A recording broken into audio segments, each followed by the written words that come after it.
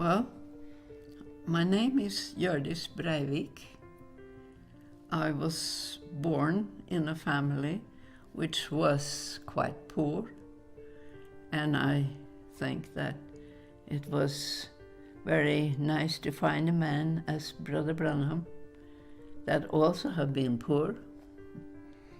But you see, I have been through the second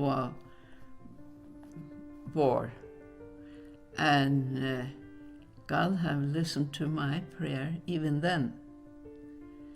Before I met Brother Branham, during the war, he also answered my prayer. I was so hungry one time, I came home from the work, and we didn't have anything on the table, nothing. No sugar, no bread, no milk. I didn't see the milk during the whole war. And I was coming from work, and I sat down on a chair, and I said, "Oh Lord, if you don't give me any food now, I'm going to die." And someone called on the door, and it was a little girl standing there with a big paper bag in her arms with things that what we call skorper around the bread, full of skorper. And she said, "I should ask from my mother if you wanted this."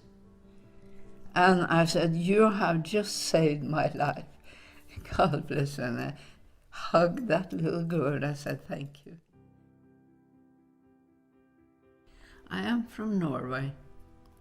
I came to USA in 1952, and as an exchange nurse. I went to Branham's meeting in Philadelphia Church in Chicago at first time that year. And I tried to find out what kind of a person Brother Branham was. And he started with his childhood. And I thought to myself, this man wants a lot of money in the usher. I was very skeptic to him. And after a while, it seems to me that he had my thought already, because he stopped in his meeting and he said to someone in the audience, "You that are sitting there, you have such and such sickness, and if you believe, you are healed now." And the power of the Lord was filling the whole audience, and I enjoyed it. And I said to myself, he must be a man of God after all. Then the power sort of went off, and I thought, he could have been agree with her to say something like that. He stopped again, right after my thought went out. And he did the same thing again, pointed on someone and said the same thing. And the power of the Lord was so mighty, it filled the whole audience. And of course, I said, well, could it be that he had been agree with two? Then he did it for the third time, stopped in his preaching and pointed at someone sitting nearby me. And he said to that woman, "You are living with your son and daughter-in-law.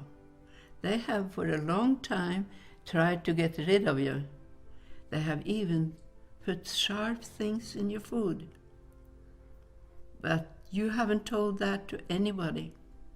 But from now on, you shall see a new power in your home. Because those two are in a meeting, not here, in another meeting, but they are giving their souls to the Lord. And from now on, you shall see that you have peace in your home." And I can see her reaction. She started to cry of joy, of course. But then I said to myself, this man is a prophet for our time.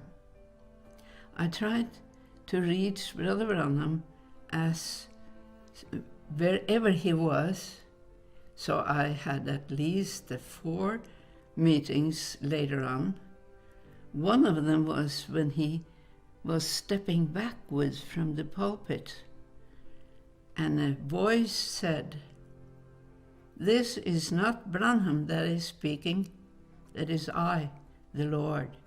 I am only using his voice cord."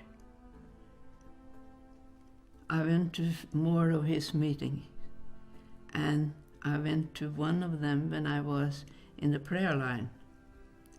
And he was asking for whom has number 1. Nobody answered. And then he said, then I had to say 25, 26, and 27. And 2 in the back of me stood up. So I had to look at my prayer card, and I had number 1. I didn't want to be number 1 because I knew I had to stand up there for quite a while before he started to pray for the sick. But I went up there and I said to the Lord, please let me not get so nervous. All the people in the audience is looking at me. And I felt I was surrounded by peace. After a while, he had spoken for at least a quarter of an hour while I was standing there. Then he said, look at her, how peaceful she stands there. And he said, now you can come forth, because now is the pillar of fire here.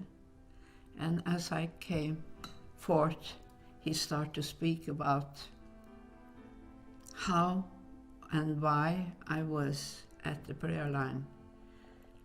And I hadn't told him anything in the head of the time. And he started and saying, you have been operated for a tumor. But it wasn't a tumor, he said. It is your kidney that was laying there. And they could not remove that one. So this operation was no good for you. And he said, you are surprised, but I can see you are laying on the operating table, and he pointed over on my left shoulder. And he said, you are going to be well. He didn't say you are going to. And it took a while, but I got well. But then he told me, since I was the first one, I should walk down this way and you others do the same, he said, after being with me. So when I got down on the main part of the floor, he looked after me and said, this is art. The pillar of fire is following you, sister. And that was because I had said it was so wonderful to stand there, because I enjoyed it. It was like being in heaven. The atmosphere around Brother Branham was divine. And then he said, is that your husband? He was carrying our son on his arm and come forth. I said, yes. He said, whatever is going to happen, you shall know the Lord is with you. And the Lord has been with me ever since.